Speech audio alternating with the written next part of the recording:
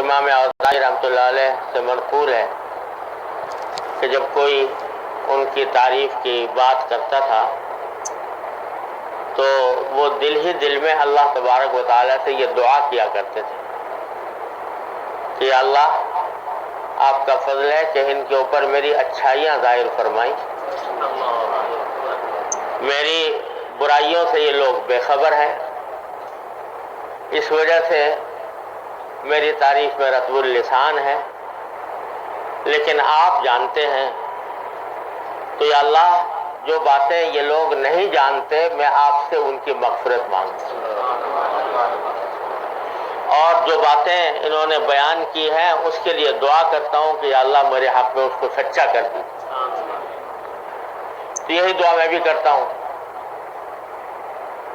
اللہ تبارک و تعالیٰ اپنے فضل و کرم سے، اپنی رحمت سے زندگی کے لمحات کو